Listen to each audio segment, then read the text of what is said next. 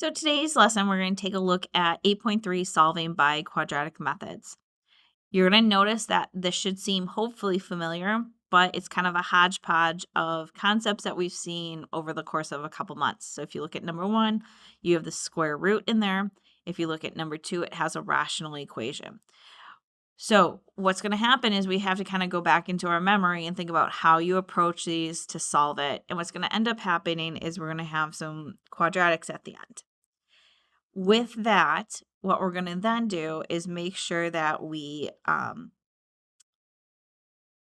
think about different methods. Some are going to be factoring, some are going to be quadratic formula, some are going to be completing the square. And we're going to do a mixture of these just to make sure we're all kind of on the same page as that. So number one, we have a radical, and because it's subtraction of that radical, I'm going to add it to the other side. That's just going to allow that to be positive, which will just make things a little bit cleaner. So I have this, and then to get rid of the radical, if you recall, we're going to square both sides. Now I have to FOIL the left-hand side, and the square root and the square would cancel on the right. With it having an exponent of 2, I do want to set it equal to 0. So I'm going to subtract x and add 1. And what you're going to get is x squared minus 7x plus 10 equals 0. And you can see there's a quadratic, right? So again, what we're going to do is we're going to do maybe like one or two of each just to make sure we remember. So some of you are going to look at this and be like, hey, I think 10 might be factorable. So multiples of 10 are 1 and 10, or 2 and 5, and that 2 and 5 will give me 7. So x minus 2, x minus 5, and that equals 0. So x equals 2, and x equals 5. And remember, whenever you're dealing with a rational function or a radical, you have to check for extraneous. So I'm going to take the 2 and then double check it, plug it in here and here. So I'm going to get 2 minus square root of 2 minus 1 minus 3, and we see if that's 0. So 2 minus square root of 1 is 1 minus 3. That does not equal 0, so that's going to be extraneous. Check the 5 real quick. 5 minus square root of 5 minus 1 minus 3. So that's 5 minus square root of 4, which is 2 minus 3. Yeah, that checks out. So our solution to that will be 5. Okay, in number 2, before we get too far, don't start yet. There is a typo, otherwise it's going to make your problem way harder. This should be x minus 1 right there. It's going to make the problem much more manageable. But we have a rational equation. So what we need to ask ourselves is, what do we do in these cases? And hopefully you're coming up with the thought process of, hey, I should probably clear out that radical. So I need an LCD. So the LCD is x times the quantity x minus 1. It's already factored for us, which is nice. So I go and I look and I say, oh, there's an x minus 1 here. There's an x minus 1 here. There is not an x minus 1 here. Put that in there. Okay, so there it is. And now I also need x's into here. So there's an x here. That works out great. There's an x there. Guess what? We need an x over here. Now, if and only if every single term has the same denominator, I can technically multiply the entire thing by x minus 1 on both sides. And then what happens? Well, it wipes out the denominator. Hopefully that's familiar. So in the numerator, I'm going to have 2x squared. This is tricky. This is where I'm going to see a lot of guys make mistakes. We got to remember there is a minus sign right there. So I'm going to keep the minus sign, but I'm going to FOIL the x plus 2, x minus 1. So if I do x plus 2, x minus 1, and I FOIL that, we're going to get x squared plus 2x minus x minus 2.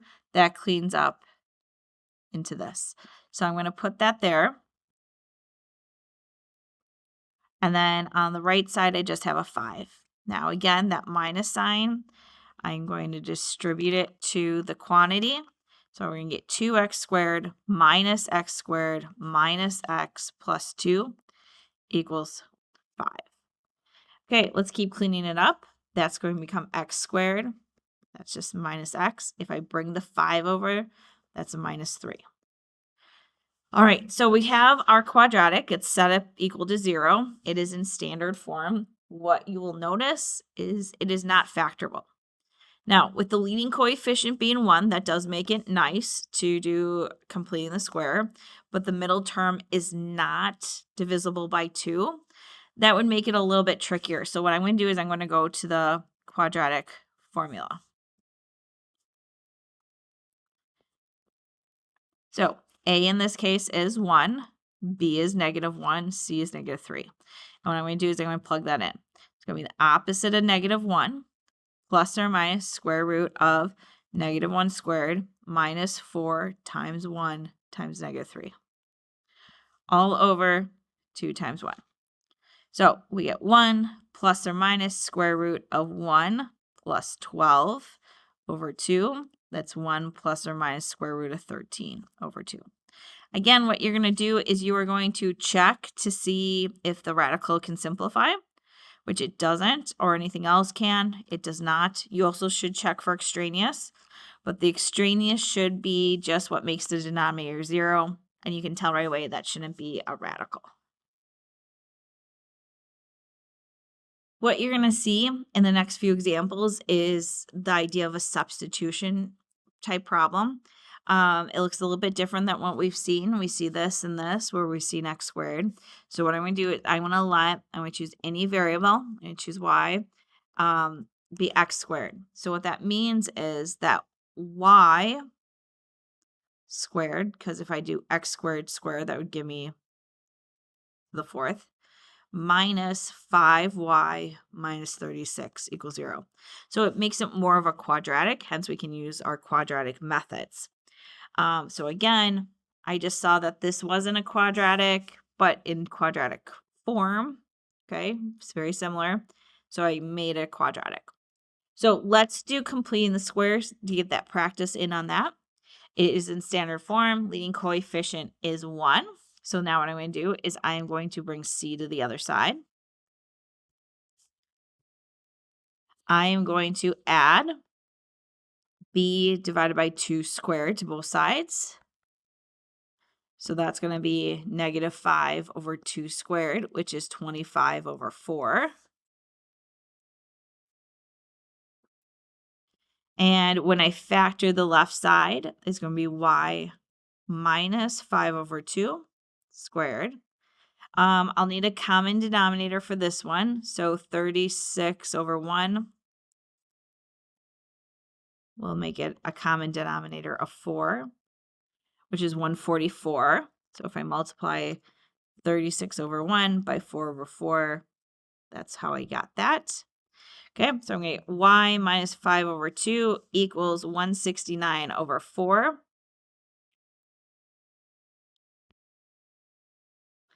And I'm going to square root both sides.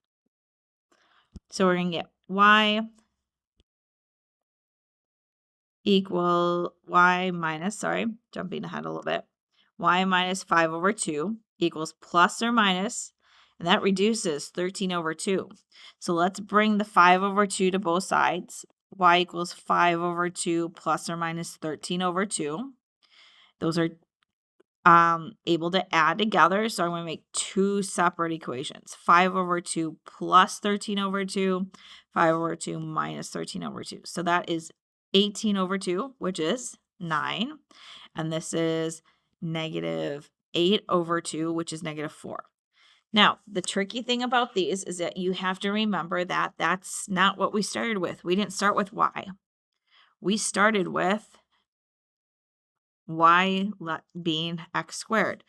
So I back substitute.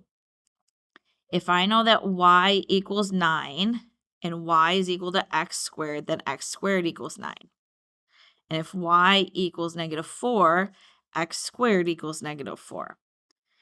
And I'm going to square root both sides. And we get x equals plus or minus 3. X equals plus or minus square root of -4, which is plus or minus 2i. So you'll notice I actually get 4 answers, and that should make sense for the degree. The degree being 4 right here, that usually means we're going to have usually 4 different solutions, or at least 4 roots with that. Okay, for number 4, you can see, again, we have a quadratic because it's 2, but you kind of see this idea that there's this bulk binomial in here, which seems strange. But look at the format. You have 1 term, 2 terms, 3 terms. This one has an exponent of 2. So this is a quadratic, and we're going to treat it such. We're going to do a substitution again. We're going to let y equals x plus 4. So it's going to be y squared minus y minus 6 equals 0.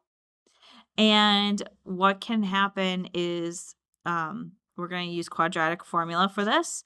So x equals negative b plus or minus square root of b squared minus 4ac over 2a. A equals 1, b equals -1, c equals -6. So let's plug those in. Opposite of -1 is 1, plus or minus b squared minus 4 times 1 times -6. So I'm just plugging those in. Times 2 over 1. So 1 plus or minus square root of 1 plus 24 over 2. That's 1 plus or minus square root of 25 is 5 over 2. 2 different answers here. 1 plus 5 over 2 and 1 minus 5 over 2. So that's 6 over 2, which is 3. And that's -4 over 2, which is -2. But again, I know I wrote x, but we technically solved for y. Y equals 3. Y equals -2. But we defined y as x plus 4. So x plus 4 equals 3. X plus 3 equals -2. X equals -5. X equals -1. Now, what can happen if you didn't want to do substitution, you could technically FOIL the x plus 4 and distribute the negative and then combine all the like terms and put it in standard form. This way, though, kind of is a little bit more efficient, and it's going to be kind of more useful for other problems as well. All right, number 5. Last one, we're going to kind of see something similar. That's not your typical, x squared. It's x to the 2/3. So we are going to do, again, a substitution. Let y equals x to the 1/3. Sorry, we want that middle term to the 1/3. So that gets replaced in here. So x, or 7y, and then plus 10 equals 0.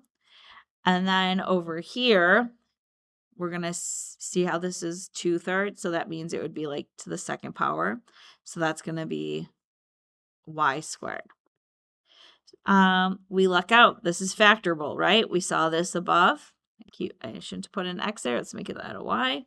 And then y minus 2. So we get y equals 5, y equals 2. But again, it's not y. It's x to the 1/3 equals 5. X to the 1/3 equals 2. So how do you get rid of a 1/3? Think about it this way. It's like the cube root of x equals 5. So what we're going to do is we're going to cube both sides. And I do that to both problems. So x equals 125 and x equals 8. And that's your final answer. Remember, you can always pause and rewind or go back to kind of go over some of these problems.